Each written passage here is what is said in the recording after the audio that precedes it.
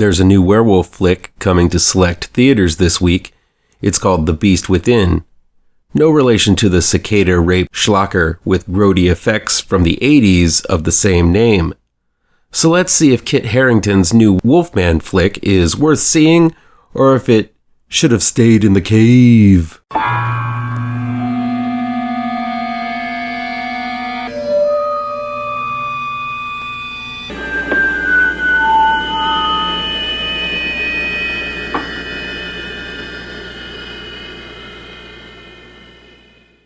The Beast Within is new in select theaters from Well Go USA. It's directed by Alexander J. Farrell and written by Alexander J. Farrell and Greer Taylor Ellison.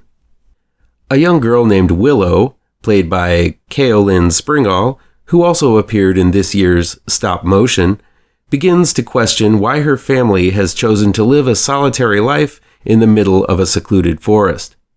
She comes to find out that her father, played by Game of Thrones Kit Harington, is being driven off to an even more remote location in the ruins of what looks to be a castle by her mother, played by Hounds of Love's Ashley Cummings, and bound in chains at specific times of the month that seem to coincide with the full moon. This leads Willow to believe that her father is actually a werewolf. I'm always eager to check out a new werewolf movie, as this specific genre of horror is seldom made compared to all of the slashers, found-footagers, and vampire flicks that have been put out recently. I went into The Beast Within really hoping to like it. Unfortunately, the film itself feels listless, lacking in story, and trying to make up for it with a not-so-clever last-minute reveal that made me feel as if I wasted my entire time watching it. While I really liked the premise and the leads, and I'm talking about Kaolin Springall and Ashley Cummings here, I feel that not a lot of thought was put into the film other than filling out an hour-and-a-half runtime to get to a final punchline of an ending. A lot of the setup works. Springall is a very talented little girl and is able to convey that age when wide-eyed innocence begins to fade and the cynical teenager begins to show. This film very much depicts the fading of that ideal image one has of one's father as a larger-than-life perfect protector, and the realization of a child that the person raising them is, in fact, a human with very human flaws. This theme occurs throughout as Springall plays a very observant child, constantly trying to understand the complex relationship between her father and mother, as well as his occasional transformations into what appears to be some kind of monster. The problem is that once that shifting in ways of seeing one's parents is addressed and established, the film really doesn't back it up with much action. The Beast Within is very much a film that sags in the middle, as we're made privy to the process of containing this beast within Harrington's character a few times before there's some kind of shift in the way things are dealt with, causing an explosive climax. The problem is that it isn't made clear why and how the changes to the routine occurs in keeping the wolf at bay. All of a sudden, the tried and true process of chaining up Harrington's character doesn't work. There's a hint that possibly the mother is tired of the monthly struggle to cope with containing the monster, but since we only see the story through Willow's eyes, the mother is just as much a mystery as Willow's father is. That said, Ashley Cummings is enchanting as Willow's mother. She's drop-dead gorgeous with wind-blown hair and a natural beauty, and conveys quite a broad range of emotions, even though her motivations as to why and how she got into this predicament are vague. Lending a heavy load of gravitas to the cast is wizened actor James Cosmo, who plays Willow's grandfather, and honestly, I've never seen a bad performance from him.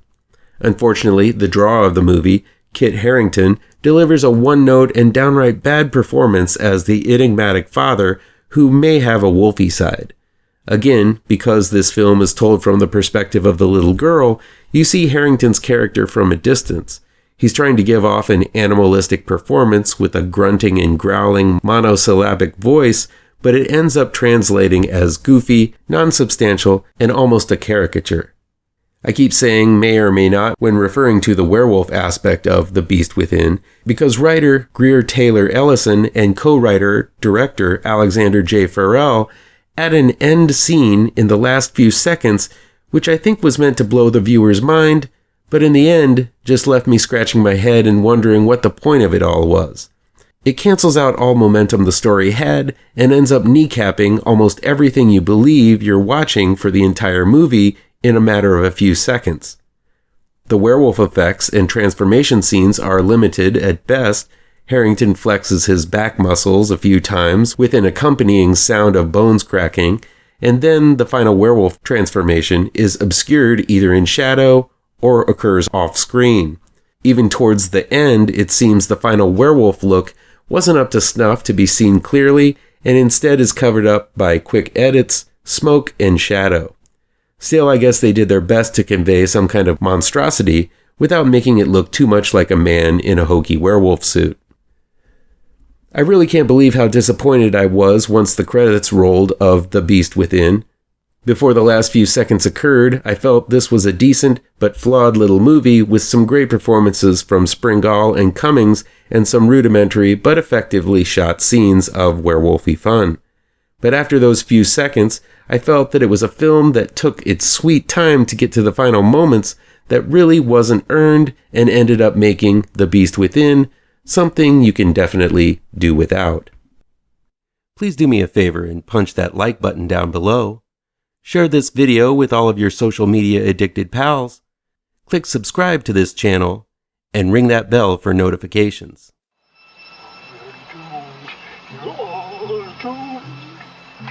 You're doomed to live the life you're meant to be, stuck inside